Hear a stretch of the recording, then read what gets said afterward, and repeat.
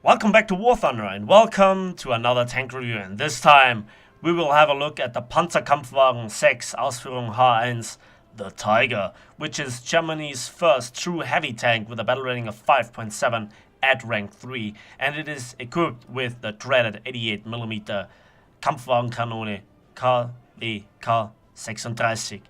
And I will point out all its strengths and weaknesses, how to make it work, a major rundown on all the important statistics, and also compare it to all the opponents it can meet on the battlefield. So also I have some really great gameplay for you, so stay tuned.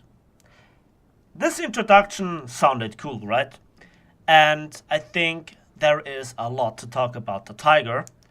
So it is very important that you have a comfortable seat, have something to drink, and a bag of popcorn, because this will not just entertaining, interesting, but also mind-blowingly, informative. Now, I think the Tiger H1 has such a brutal reputation that the actual machine really can't, fulfill that task of, fulfilling the reputation itself. And also, I think it is highly important to separate the combat reports from the Second World War from what you can expect in the game, because the game has a completely different meta than there was in reality. In reality, the Tiger H1 was manned by the creme de la creme of the German tank crews, and that's literally what the German tankers were at the time. Just the most experienced and best Panzer IV tank commanders with their crew had the chance to get their hands on this machine, and then they were trained and trained and trained and trained on. And then on the battlefield, when it actually was deployed, there was not just one Tiger. There were numerous Tigers in packages, and they were also escorted by numerous AAA vehicles, and their flanks were secured from flankings. They had long-range engagements where they had one direction where the fire was coming from. They could angle their armor and just organize their attack. Also, they had very excellent communication in comparison to, for example, their Soviet counterparts. One thing that is highly amusing for me is that this 1942 vintage tank has a battle rating of 5.7, whereas one of its machines that was designed to counter the threat of the Tiger, the T-34-85 D5T, which is a 1944 vintage tank, has a battle rating of 5.0. And this tank renders you really useless, helpless, and let's look you absolutely stupid. I would go actually so far to say that when a team at this kind of battle rating loses, it's down to the Tiger's performance. And I really want to separate also all the flaws that the vehicle brings from it by also pointing out the wrong behavior of the player. And I have to say, there is no tank in the game that is more difficult to make use than the Tiger to what you can actually or want to expect from this tank. Is it really the brutal slaughter machine that kills everything that there is in front of it with a single shot and just can bounce everything? No. In fact, the design of the Tiger H1 is completely outdated by what it faces, and its cannon, while being adequate, is really nothing spectacular. So if Gaijin wanted to implement this tank as a normal tank, so to speak, they actually have completely succeeded in ruining this tank's performance, in my opinion. And I'm not talking about the mobility or the firepower, I'm talking about other things that I will point out in the tank review. And I think I just have to stop the introduction here because it will take literally hours to specifically mention what is wrong with this tank. And I hope that you give me the chance to explain all those claims and to point it out, to understand it yourself, and to, get into my thought process. So the most important part that we have to look at is obviously the armor. That's what the tank really was famous for, the unpenetratable armor. And let's just work our way up to the turret from the bottom beginning. 82 millimeters, heavily angled, don't shoot here. This is actually not really part of the frontal armor really, but you know. Then this frontal lower glacis, so to speak, depending on the exact angle where you are, 120 millimeters of effective armor, not too bad. This step here, 62 millimeters, heavily angled, don't shoot here as well. You might just get a ricochet and do no damage to the tank. And then we have this big, broad frontal upper glacis with just 202 millimeters of thickness. No real angling going on. It's a huge target. It's a massive target. It's difficult to actually miss. And the two strong points are the machine gun port, because it has an overlay of the armor from 100 millimeters and 80 millimeters, and those 80 millimeters are a little bit rounded. When you look at it, it can go up to and exceed 200 millimeters. So you have at least 200 millimeters of effective thickness. The center itself, also, I have never managed to penetrate it myself. And then there's also the driver's hatch, which is, by the way, open, which I absolutely don't understand, but hey, I'm not Gaijin. Again, an overlay of the armor. At certain points you just have 80 millimeters, then you have 180 millimeters, then you have also some angling going on. As I mentioned, the driver's hatch is open and you can see some internal armor parts, which is kind of amusing. And you can see that there is some metal of 10 millimeters, and in the back there is a 30 millimeter plate that separates the engine from the crew compartment. The side armor, well, this massive target here is 82 millimeters thick, and then we also have this lower part here with 62 millimeters above the tracks, and that is actually very easy to see. It's prominent, it's a large target. Many people say that the key to success with this tank is to angle it. And the perfect angle is literally when you point the edge at the enemy, because then you have, when we put it something like this, that 130 millimeters, and then you have the best kind of armor value for the upper and the side armor, the upper frontal armor and the side armor. And yes, that helps, but not against the Russian 85 millimeter gun. It will punch through it anyways. And a lot of other tanks just can shoot here. And this armor never really exceeds 100 millimeters of thickness. So they just can easily penetrate you there anyways. So yeah, the armor is not really that great, despite some overlapping road wheels and tracks. They might absorb a little bit.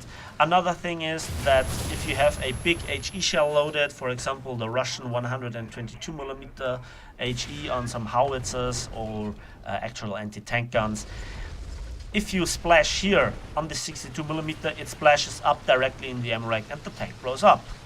The rear armor is relatively good for a tank, 82 millimeters, and the same goes for the turret all around with some additional tracks. But it's always rounded, so there's always one part that is flat for you to shoot on, like the cupola. The roof of the entire tank and the roof of the turret, so to speak, is 26 millimeters thick. That's not exceptionally thick, but it's not weak either for a rooftop, that is. Then we come to this puzzle that the turret front is. First of all, you still can see the turret ring with 100 millimeter. The actual turret ring of 100 millimeter has a big overlay with the turret frame of 90 millimeters, so we're looking at 190 millimeters of thickness. Then at both sides symmetrically there is this 200 millimeter section with some angling going on here, you know, getting up to 300 millimeters, but those are rather small parts. Then we have this part right in the between the side of the turret mantle, so to speak, and the side with 120 millimeters, and there is nothing behind, and that's a really easy target to shoot at. Also, the turret mantle itself, just 135 millimeters thick, easy to penetrate, and also this turret ring here, 100 millimeters, but heavily sloped, so you actually can expect some thicker armor up to 180 millimeters. Now, it is relatively difficult to penetrate the rooftop, although it's possible. And then also the Commander's cupola really sticks out hugely, so again, this is a big difference to the Tiger E, where it's much lower and rounded. And a lot of the times when you think you're in cover, the enemy just finds a shot here, and when they have APHE ammunition, they might just kill one of the last 2 crew members. So the armor is kind of underwhelming, but it's not really bad, you know. It's never paper thin, but it's on the other hand flat. You can penetrate it with APCR, which not a lot of tanks are you know, really vulnerable to in that respect. Let's have a look at the X-ray and some good and some bad news. First of all, the transmission is in the front. That just might protect the driver and the machine gunner. When you shoot at the slower glacis, it absorbs a lot of the fragments like on the King Tiger, but on the other hand, you're also immobilized after that. And we have the machine gunner and the driver in the sitting in the front of the tank, and we have then the last remaining 3 crew members, the gunner, the commander, and the loader sitting in the turret, with the gunner and the commander sitting on the right-hand side. Please notice that the gunner sits a little bit lower, so yeah, sometimes you can miss it. Then we also have this enormous turret ring together with this cannon breach, and both are highly vulnerable to any kind of damage, and then they are just not functioning anymore. Then we also have the engine in the back together with the radiators and the fuel tanks. And the engine and the fuel tanks, they just love to blow up. And remember what's between there, a 30mm plate. It doesn't save you in any way, shape or form. The next thing is that I really want to point out is the ammunition. You have 92 shells for this rather big gun, and that is a lot of ammunition. You should take out the ammunition on this side and this side. And if you shot this tank with a machine gun and it gives you the hit cam at the top right corner, you just see that there is ammunition. Just shoot here or here when he's not angling, and even when he's angling, just shoot at the side or shoot right there, and you always hit ammunition, and it always blows up very reliably. I'd wish that IT1 ammo racks would blow up that reliably. It would, yeah, go away. It would make certain problems just simply go away, but I digress. The next ammo racks that you should empty is this one, and the last on the upper part of the tank is this one. And what remains is this lower ammo rack, or those lower ammo racks, so to speak, which contain 22 shells. And I think that's enough for a normal battle, because you don't face that many enemies. You should take down your enemies faster than you know, wasting a lot of ammunition on them. And you know, many enemies knows that this is the last upper ammo rack, and you can take on those 16 additional shells to your 22, so you go up to 38 shells in total. Don't do it. People will always shoot there. And the next thing is that I just have to sum it up. People shoot there, the transmission is damaged, you're immobilized. They just flank you, deny the angle, and even if you angle, they shoot through it anyways. And especially the Russian T-34-85's stock APHE shell. Even when it goes in like here, the shrapnels go through and kill your driver and or your machine gunner, and of course all the 3 people here in the turret, which nobody gets saved by the cannon breach, which then gets also damaged. The repair times are insanely long. This tank is just really slow and sluggish in close quarters engagement. It is easy to take out, in my opinion, way too easy. Especially those ammo racks here. They are the last to get emptied. You can't remove them, sadly. I'd wish you can take them out, because especially those upstanding ammo racks, they always catch one fragment and detonate and destroy your tank. And that is so highly frustrating. In the 3 days, the majority of deaths were by ammunition cook-offs, especially from those ammo racks. So that's the armor and the interior. Let's talk about the mobility. The mobility of the Tiger H1 is kind of surprising. It has a 650 horsepower engine, which in this comparison, aside from the Tiger E, is the strongest together with the Panther D, but it is also by far the heaviest tank with 57.3 tons. That gives it a very bad 11.3 horsepower to ton ratio, which puts it in the last place in this comparison. The top speed, on the other hand, is amongst all the heavy tanks the best and even comparable to some medium tanks.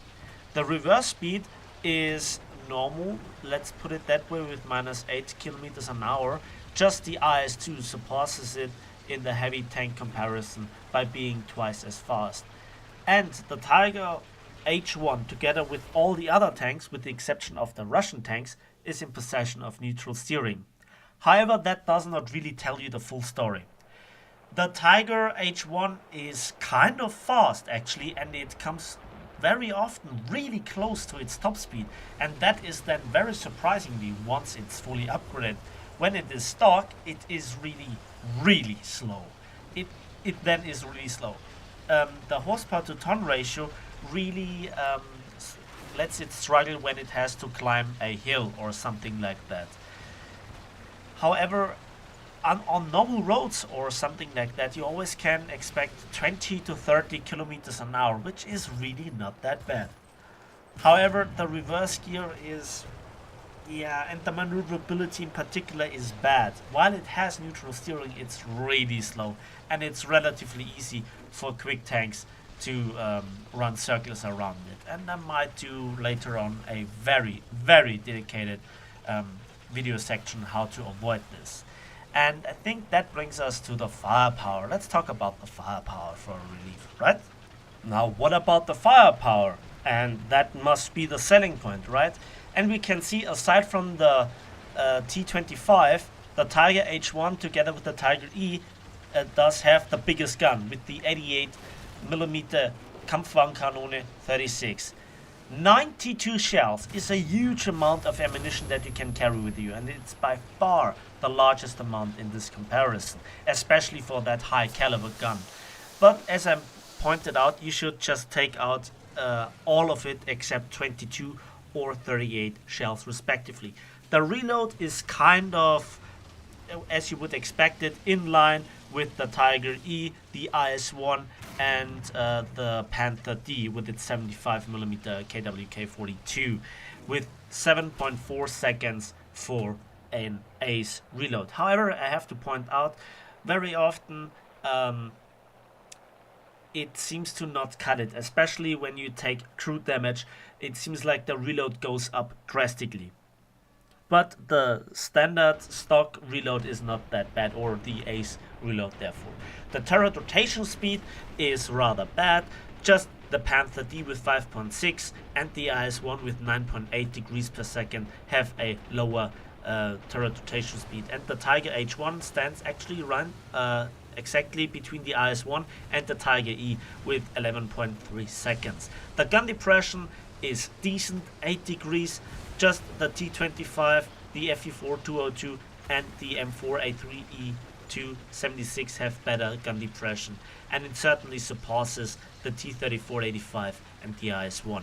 The gun elevation in this respect is by far the lowest with just 16 degrees, so sadly it's rather hard to use this 88 as AAA. One thing that I have to say about the turret rotation speed, and that is that, you know, it seems not cripplingly slow. There is one aspect, however, that I have to point out, and now you have to pay attention. When you try to angle your tank, your gun should point over the corner where the upper plate and the side armor meet, so that you have practically the best possible angle. However, a little bit to the side of that, there is the smoke launcher, and the gun has a very bad gun elevation speed. So when somebody tries to circle you and you try to neutral steer or something like that, suddenly your tank just simply doesn't seem to rotate anymore, or your gun rather. And that is because the gun has to elevate above the smoke launcher and then it can rotate. And that just denies you that often the killing blow or the crippling shot, and then the enemy can circle around you, get your rather vulnerable side, and just blow you up with one shell. And that is highly frustrating, and this is not given with the Tiger E. And alone that fact makes the Tiger E so much better in close quarters. I cannot point out how frustrating this aspect is, and if I would change anything on the tank, this would be the very first thing that I would change. I have no idea which idiot had the idea to put a smoke launcher, which we actually cannot use in the game up until now, there. That's just outrageous, okay? So I think now it's time to talk about the ammunition. And the first shell type that I want to present you is the Sprenggranate, the high explosive shell. The muzzle velocity is decent, 820 meters per second, 935 grams of TNT equivalent, gives it a penetration value at all distances and against all angles of 13 millimeters. However, this is underwhelming, and I point out that you should not use too much of this ammunition. It's kind of useless, to be honest. However, there is an upgraded high explosive shell, but that will be the third ammunition type. The next shell type is the Panzergranate 39, which is an APCBC armor-piercing capped ballistic capped shell, and it's basically an APHE shell. 10 kilograms, muzzle velocity is very slow, 773 meters per second. That's much slower than, for example, the high explosive shell. And the TNT equivalent is 108.8 grams. Also, the fuse sensitivity is ridiculously high with 28 millimeters. That means a lot of your enemies you will just simply overmatch. And yes, APHE ammunition is the only ammunition type where you can really speak of overmatching within War Thunder. 165 millimeters of penetration puts it right up there with the American short-barreled 90 millimeter that comes much later on in the American tech tree. This is really great. However, this shell very often lets you down a little bit. In most cases, it one-shots the enemies that you face. However, sometimes it just doesn't cut it. It has an unhistorically low TNT equivalent for, I guess, balancing reason. But this is practically the only shell type that you will ever use, and it's the stock shell. So it's not that bad, I guess. But it's really not a killer shell like the Russian 85 millimeter stock shell. I have to point it out, it is that much of a difference. The third and last shell type that I want to present to you is the Holarungsgranate 39, or shaped charged. It's a heat shell, and many people say that this shell is completely useless. However, there are some tips and tricks that I want to present. First of all, the muzzle velocity is very slow. Just 600 meters per second makes it really hard to aim. The TNT equivalent, however, is with 1.1 kilograms, a bit better than the high explosive shell. So you can use this as kind of a replacement for the high explosive shell. It's rather cheap, just 40 silver lines per shell. It's not even worth mentioning. The penetration value, however, is 110 millimeters. So you can use it as replacement for the high explosive shell, and it will perform even better because there's also not just the explosion damage from the high explosive filling, but also the damage from the heat shell. However, the heat shell damage itself from the molten copper beam is rather underwhelming. But still, this shell can save your life, and I will give you a very special section just about this right now.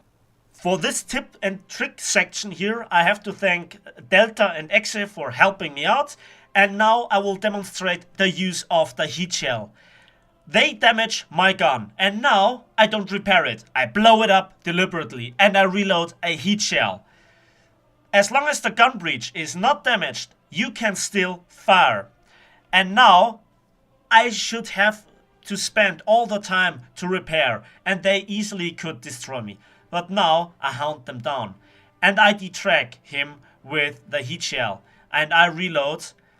And you know, this is better than nothing. When you make better shots, you can disable the enemy in return and then destroy him. The capability of having the heat shell is very good for the Tiger, and amongst all those tanks in the comparison, it's rather unique. No other tank does have a heat shell. The heat shell itself is not the best shell, but it gives you the opportunity. Now the next part is, Exe has here definitely the better turning circle capability. And I reverse into the cover. He can't circle me anymore. He has to choose the longer part. And I just damage him here. So the heat shell again is not the ultimate solution against T-34s. Now I just kill his loader. The damage output of the heat shell is not the greatest, but I have him more or less under control. Again, here the heat shell, a bit of miss aiming. I will point out in a moment why it is so hard to make the heat shell work under certain circumstances. But that was a lucky shot. Now his engine is down and I'm in cover, but I still can shoot at his engine deck. And that is so sweet, because now he burns for the first time. He can't return fire because his turret is in cover. He extinguished the fire for the first time. I set him on fire for the second time. He extinguishes it again right now. And the third, or in this case the fourth shell is the charm. I set him on fire for the third time and he burns down. Under ideal circumstances, the heat shell has better results. Like this one. Boom. Overall, the APHE shell is more reliable. Now I demonstrate how extremely, what should I say it, how extremely inaccurate the gun gets when you fire with a damaged gun. That damage was not good enough. Let's reload.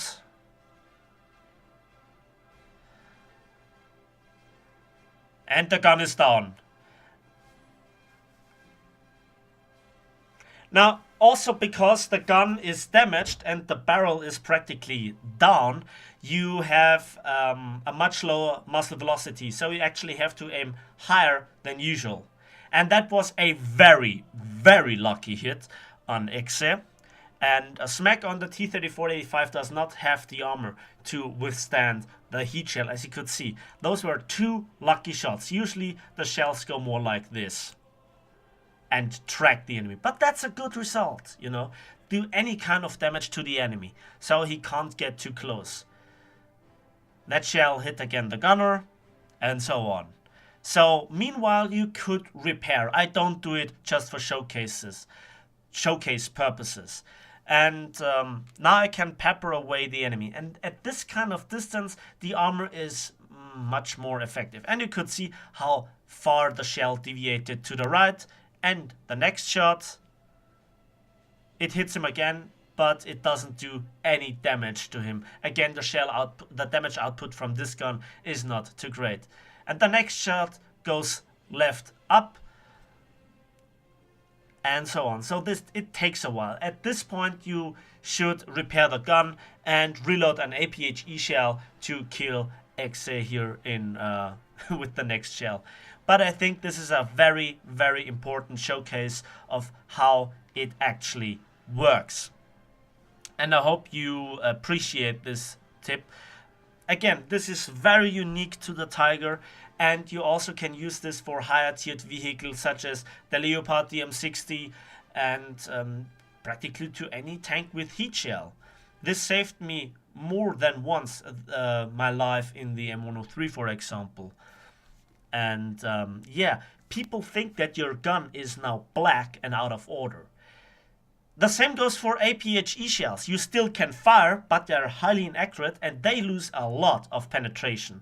And that finally was the last shell to finish off Exe.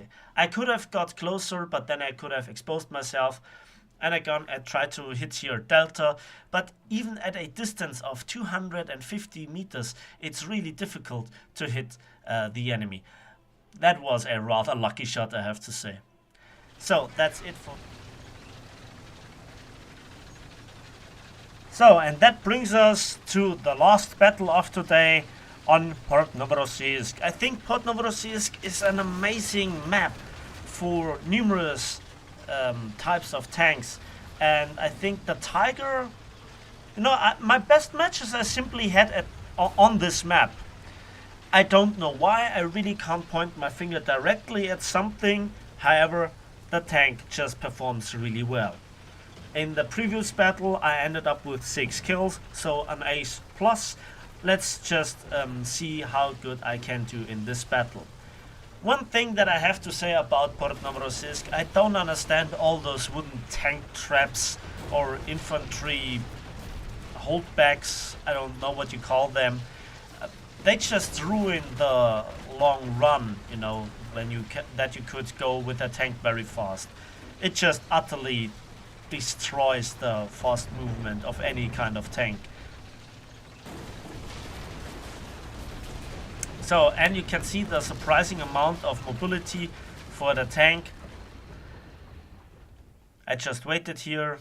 I expected to come any kind of medium tank here at any time. I'm not really good position, so I correct that. And again, I try to pre-angle it. Now, this angling must become second nature for you. It will not always help you against everything, but sometimes it might just save you. And I see my first target. It's a Jumbo Sherman, and I just whip the shot into the gun mantle that I can't penetrate. And I couldn't even penetrate the frontal armor because he angled a little bit and used his cover really good. I don't want to call my luck. It seems like it's not the 76mm variant, so he practically uses an APCR shell. And then you can see the limited mobility and the turret rotation speed, which immediately saw a huge drop. And I one-shot this M4A2 in the side. Good result right there. Immediately the turret rotation speed goes down by a massive amount. Second candidate, I one-shot him. That was a Firefly, Sherman Firefly, specifically designed to counter the Tigers. He couldn't finish me there due to the ammunition that this tank uses. The Panther goes into the position where the Sherman is. I penetrate here. The shell glitches through somehow through the tracks and the side armor. And there is a second tank, which I one-shot, directed into the region where the ammo racks are located. Good result right there. Triple strike. Can we finally put down this guy? No, we can't. Oh, those Jumbo Shermans. When they do their stuff right, they're really great. Another shell bounce here. In this situation, the Tiger seems to be like the Fortress, although those guys were really unlucky. And I one-shot this guy. The Avenger is much more dangerous than this other Sherman here. So you have to prioritize your targets. He points his turret and tank to the side. Good result here for me. The Jumbo Sherman down with one shot from the side. And another tank is there. And I clutch shot him. Critical hit. Engine is dead, he's on fire. And loader is down. Good result right there. And I easily reload before he does. Professional times 6. 6 kills in quick succession. That's a good result right there. And certainly this was a big relief. Can we put down this guy? No, it's the Australian tank. Remember where the armor is the weakest? Yes, I think I got it. And good night, sunshine. Yeah, Max will hate me for that. I don't care. So that was a... what do you call a 7 kill streak? It's a hepta kill streak. And I see that the Panther is here in trouble. And now you can see another prime example of the bad maneuverability of the tank. The mobility is alright. And look at the turret rotation speed, how awfully slow it is. That's not the 11.3 degrees that are advertised in the garage. This tank again suffers from a lot of bad realism. There are the smoke launchers, then there is the open kind of driver's hatch, and this Panther just really, yeah, does not want to let me by, so I can't engage the enemy.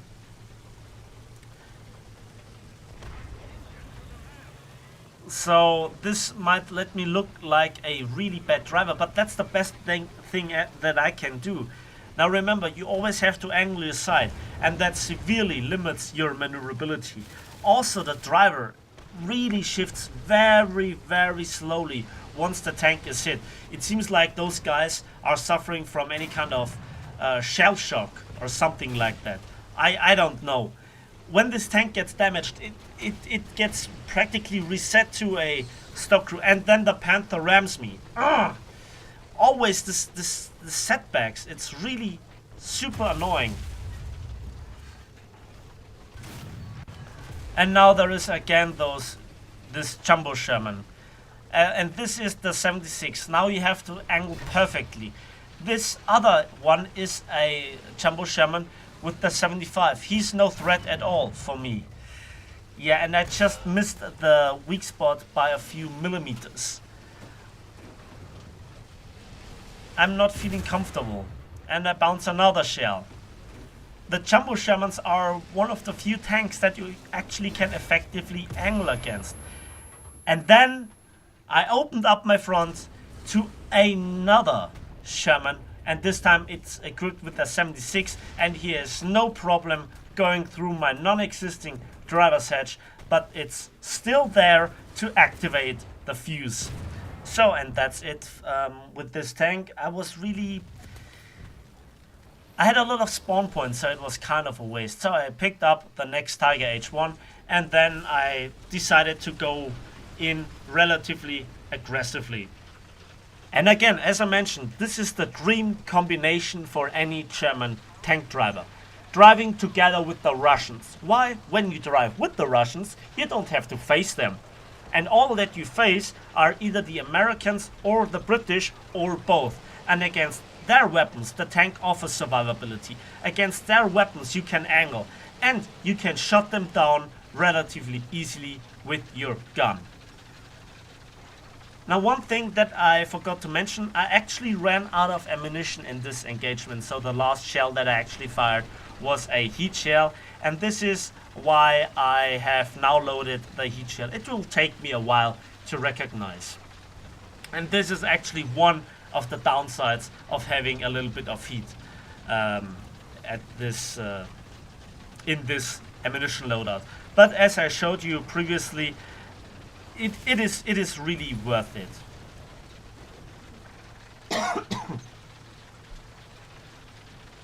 And you can see the mobility is actually not that bad. You're going through medium terrain and hard terrain, you know, bit of mud, bit of streets. You can have your 30 kilometers an hour, and that is really not slow. It's not like medium tank level of mobility, but you might relocate unexpectedly fast for the enemy. When the Tiger can have access to some momentum, it really can relocate. Many people don't know this. So the engine upgrades, the filter upgrades, and the transmission upgrades are actually worth something on this tank. On the King Tiger, it's a different story, but for this tank, it certainly helps.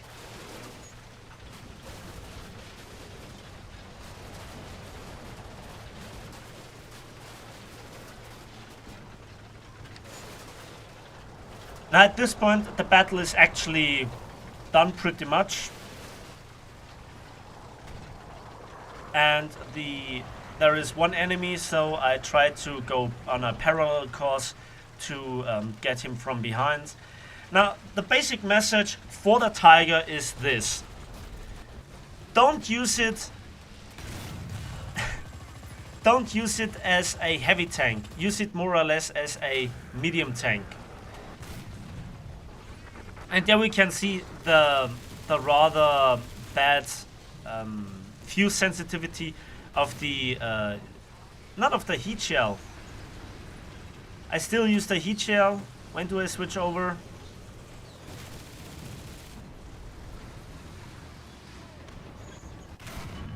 Yeah, I made a real mess out of this one. Now I look at the ammunition selection and I still load the heat. Oh, well.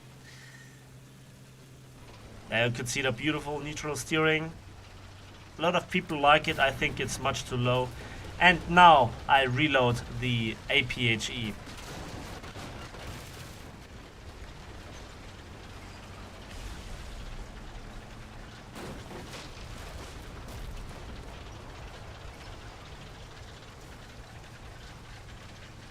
So, there is simply nothing left. And we're approaching 41 minutes of video already. Oh my.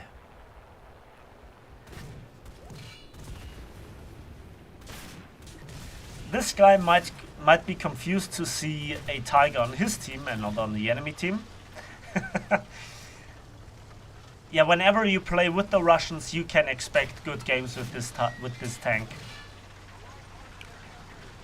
Again, a battle rating reduction by 0.3 or even down to 5.0 would be necessary to make this tank great again. It's actually underwhelming at the moment, but I digress. Let's have a quick look at the post-battle results. And we can see for 8 kills, 1 assist and numerous hits, I got 46,000 silver lines and 3,222 research points and a ×6 kill streak here. So that is really great in my opinion, and certainly the best result that I could pull off. 2,497 score points really is a good result. However, those were just the good games that I showed you. Very often you just come around the corner, you're perfectly angled, and a T-34-85 just blows you up with the first shell. And then you have the drawback because when you're top tier, you need all the spawn points there are for the heavy tank. You get one-shotted and that's the battle for you. You can't do anything. Then there is the other situation where you are bottom tier and you don't need all the spawn points, but you can't do anything. And that's rather sad in my opinion. Yeah. A few more scenes here. This KV-2 didn't care about my angling. The shell is very big. Let's look at this shot. So, the gun doesn't even cut it at long ranges where this tank got famous. Well, what can you do? So, the Tiger H1, in my opinion, it never could live up to its reputation from the Second World War, but that it is that mediocre and underwhelming for a German tank in particular, I'd rather play the Panther, which is in this comparison the better heavy tank in my opinion. Anyways, that's it for today. Let me know in the comment section your experience with this tank and what you think about this tank review. Did I leave out something? Am I just a bad player, or is there something wrong in your opinion? Let me know in the comment section. Anyways, that's it for today. Thanks for watching. Thanks for listening. Please give this video a like if you did. It really helps out a lot and I put a lot of effort in this video. And yeah, subscribe if you want to see more. And we'll see each other on the battlefield of War Thunder.